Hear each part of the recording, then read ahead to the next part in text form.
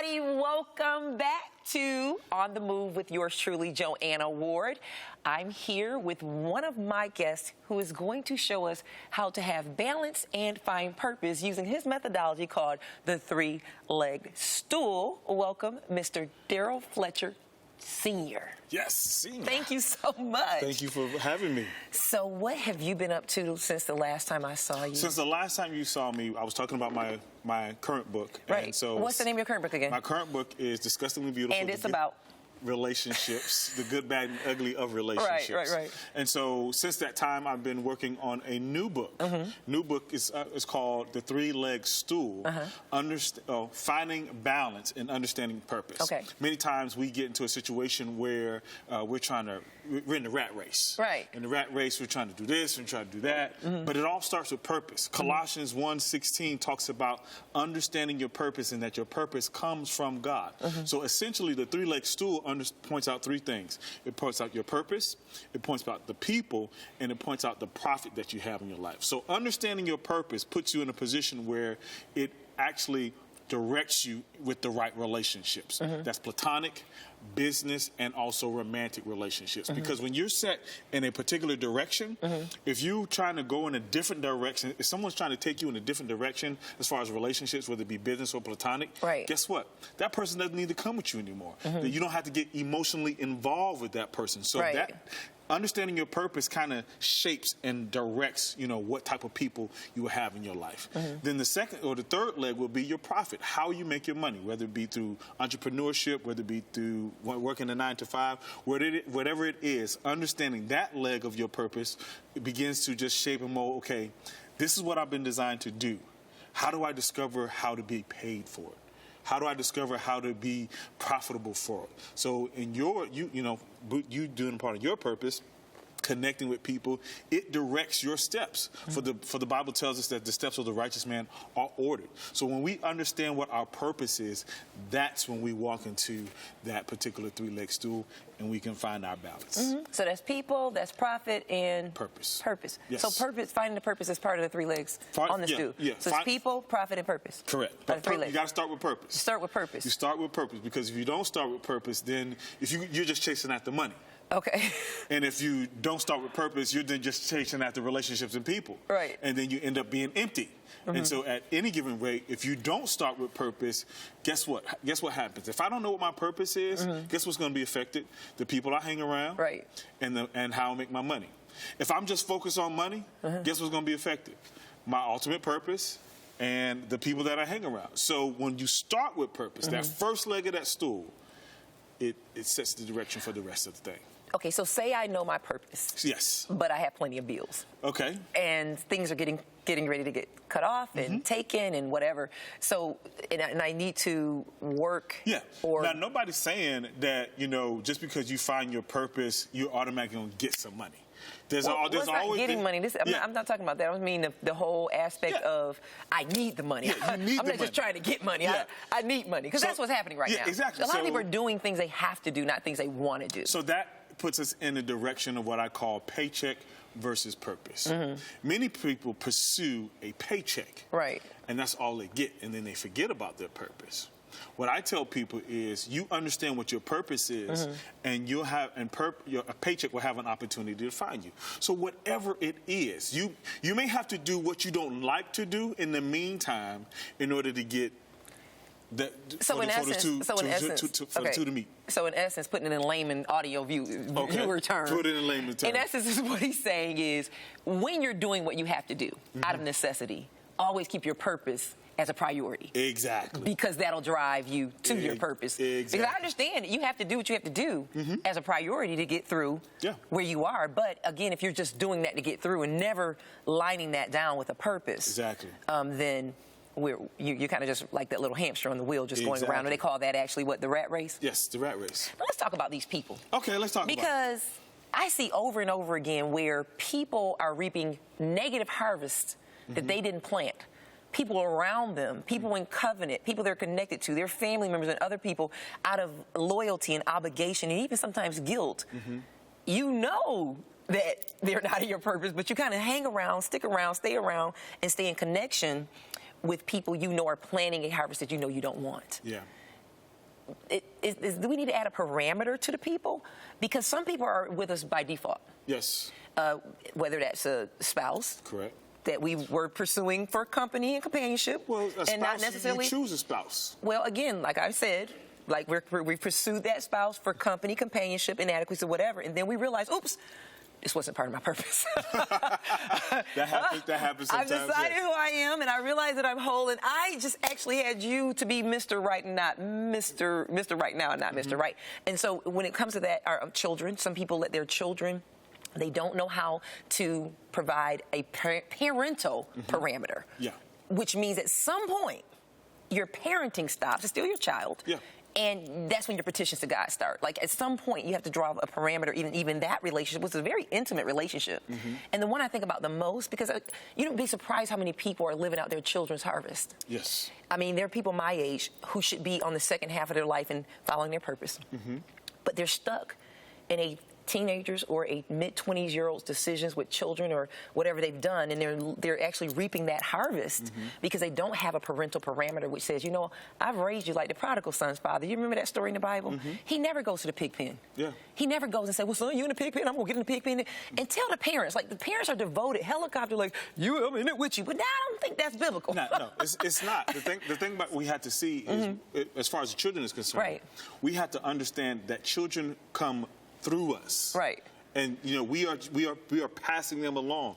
Understanding the biblical principle of where Hannah gave Samuel back to God in dedication to that. Right. Understanding, say, I had him, but I really can't do anything with him. Just like you said before, you know, I got to pass over these prayers. I got to turn you over to God. And but that's a part of letting go. Okay. But the challenge is many parents think that their children are their either scapegoat or their golden ticket. From the standpoint of, hey, I want you to do everything that I couldn't do, so do all you can and accomplish all you can, so I can live through you. Right. Or I got to hold on to you because I didn't get a chance to do this, and I don't.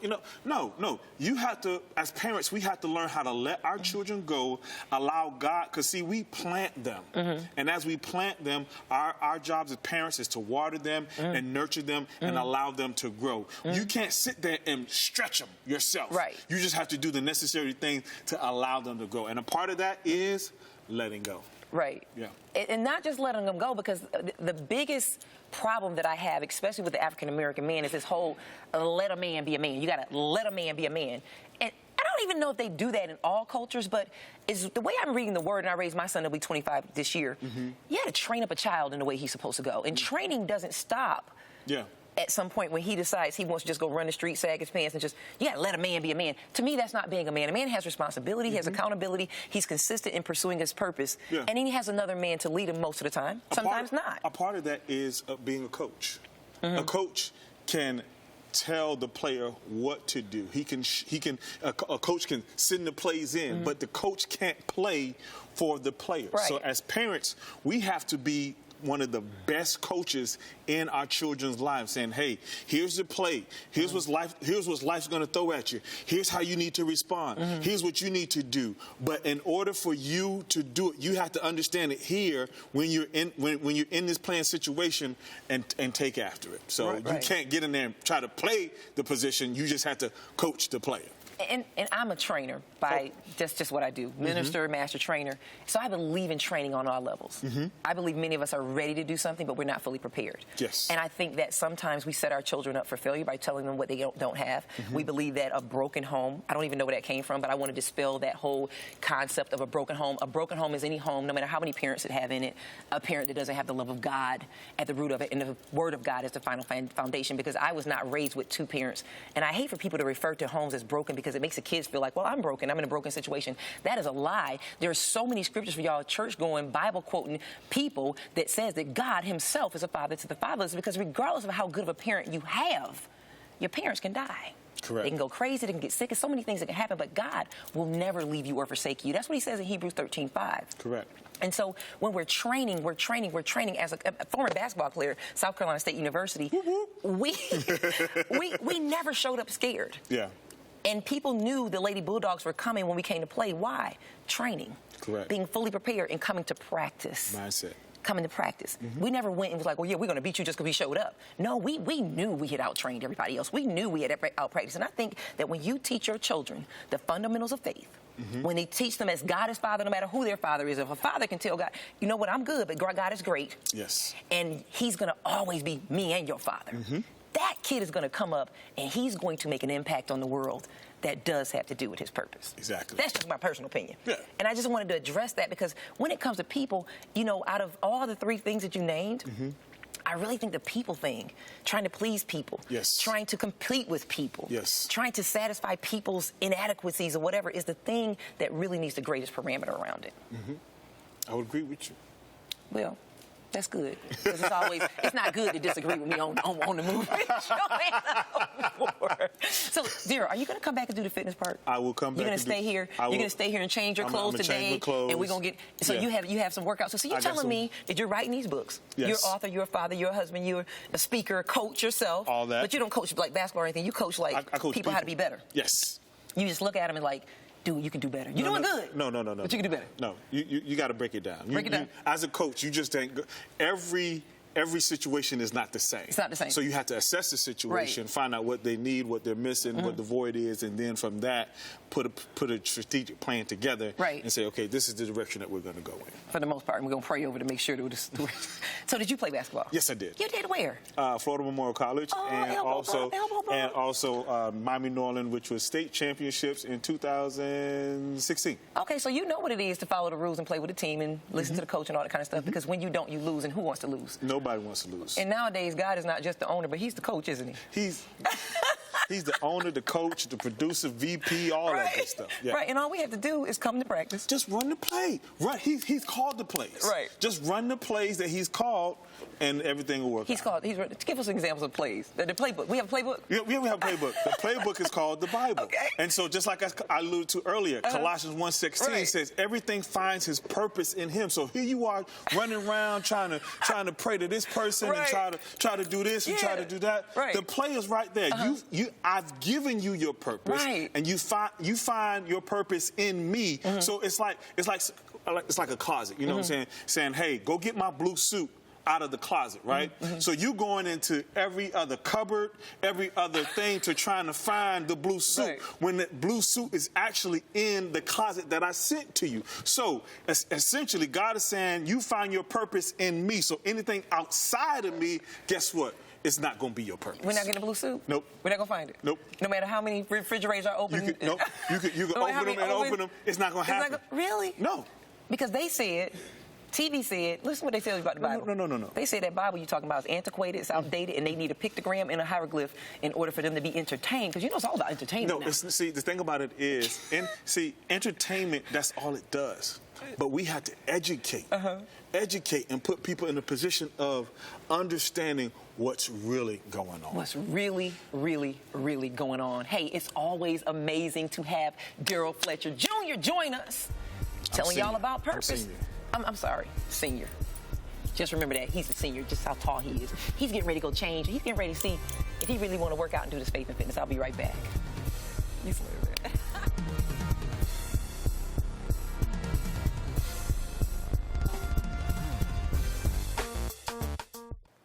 I hope you enjoyed that last segment, and we are getting ready to work out. We're getting ready to work out in sculpt and tone right here on the mat. So if you have a towel or just your carpet, or because I know you're at home watching TV, maybe you're out shopping and seeing what you're on television, but I'm getting ready to show you guys the things that you can do on your mat to keep yourself lean and fit and trim. It's going to bring your heart rate up. It's going to strengthen your arms, your back, your abs, your legs. Everything we do, we're going to do from right here on the mat. So what I'm going to do is I'm going to start off here by sitting down. I have my weights and my towel because I always break out in a sweat. So the first thing we're going to do is, if you have weights at home, that's fine. If you don't, you can use water bottles, shoes, or you don't have to use anything at all if you're just starting out. It's always better, though, if you add weights. You're going to see the impact a lot easier. So what I'm going to do is I'll touch the floor here, which is between my feet. I'm going to lay back to my chest, over my head, chest. I'm going to push it back to the floor. That's a full extension, okay? Again, chest, over my head. I'm going to bring it to my chest. I'm going to push it from the chest up. Down, down, up, up.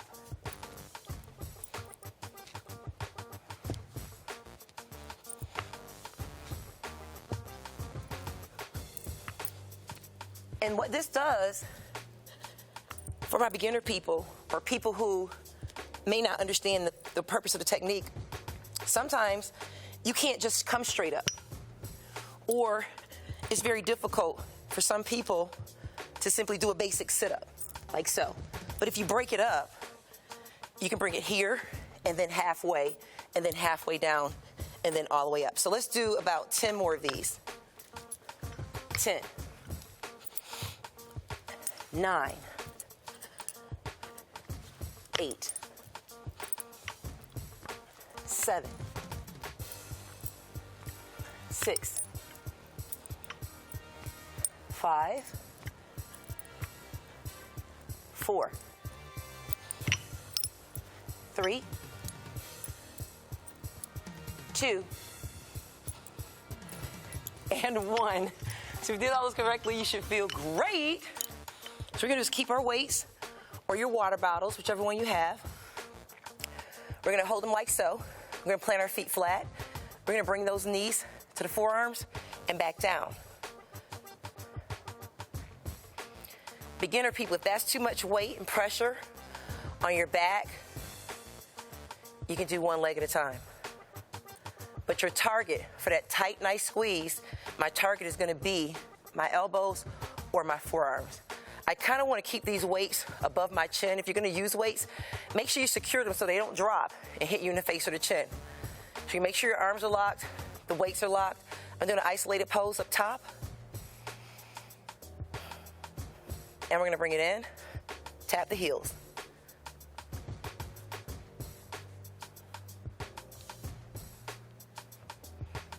And we're going to do 15 more of these.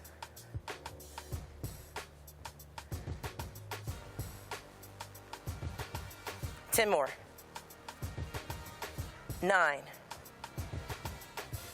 8, 7,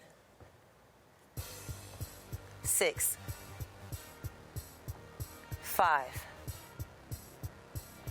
4, 3, 2, and last set. Perfect.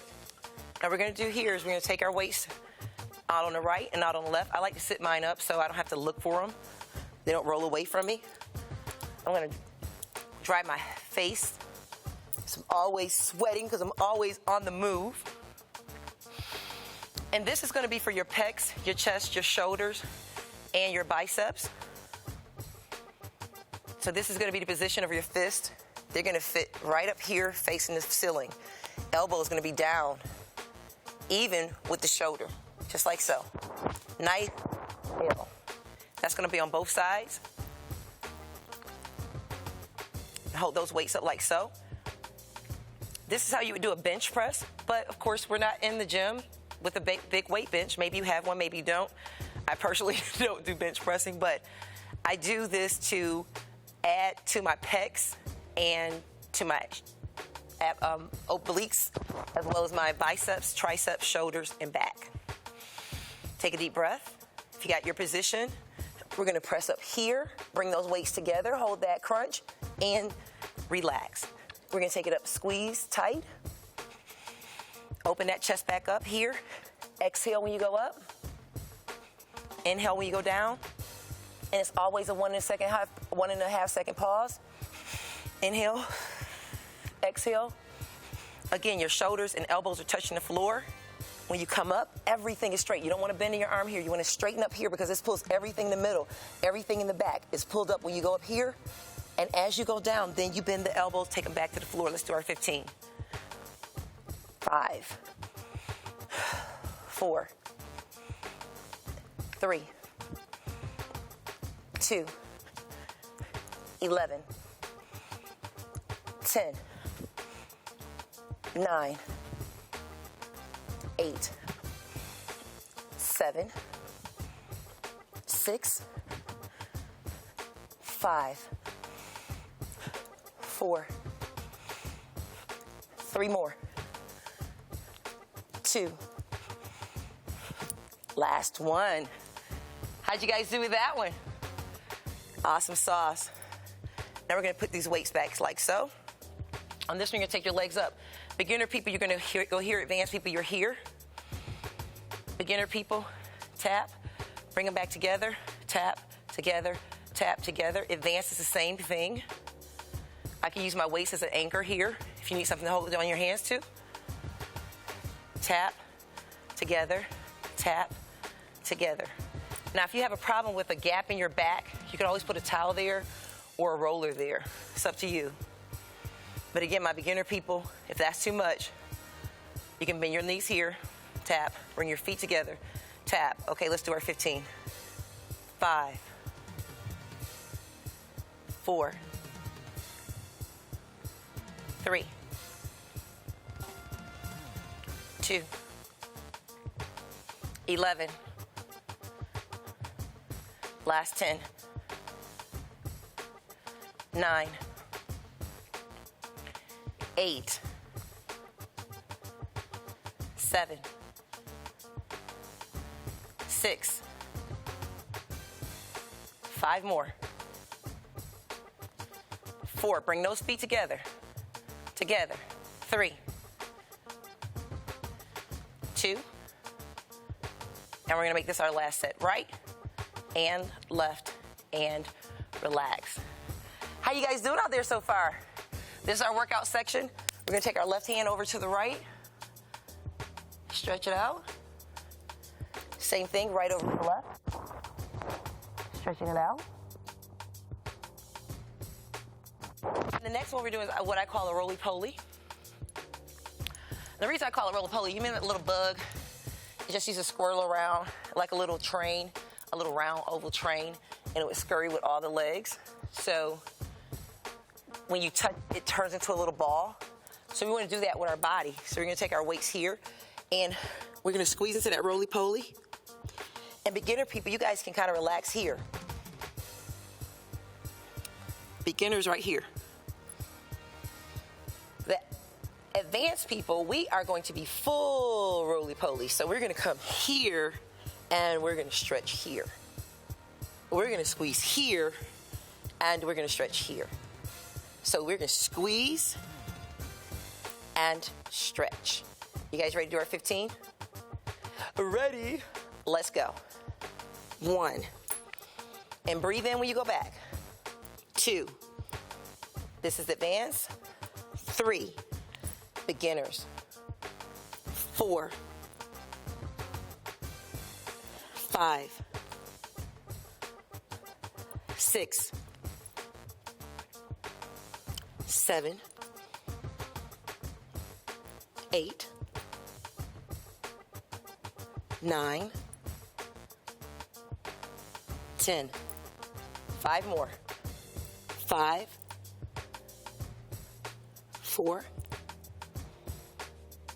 3. 2. And 1. Perfect, perfect, perfect. All right, all right, all right. I guess at some point, you have to come up for air. So now we're going to do some mild stretching. We're going to have a slight bend in our knees here. We're going to lift our chest up. Take a deep breath and breathe out. Again. And breathe out. And this time we're going to stretch our back by arching over our legs, reaching for the toes, and then bringing them back to the hands. And we're going to dip our heads down here.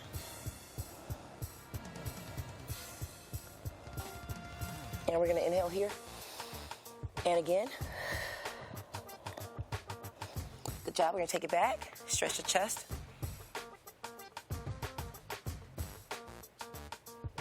And release. Taking the right leg out. We're going to take the left over. And we're going to use that right arm to grab and hold.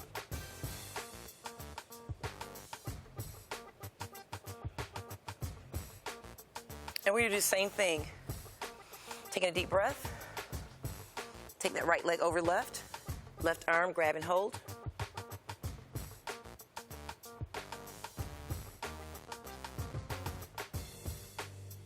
Good job. We're going to release here. We're going to put our soles together. And we're going to reach and stretch your inner thighs.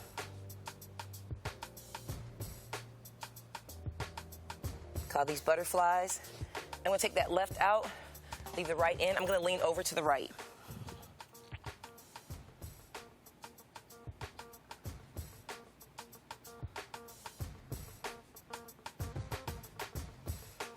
I'm going to take that right back and come up to the left.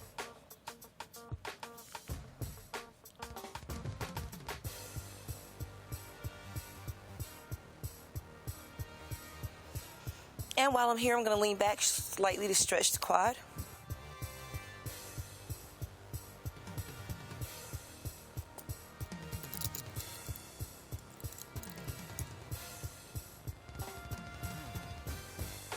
Good job. We're going to do the other side. Bring that left in.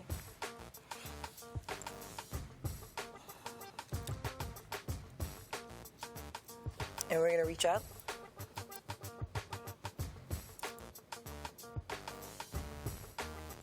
And we're going to stretch the quad here.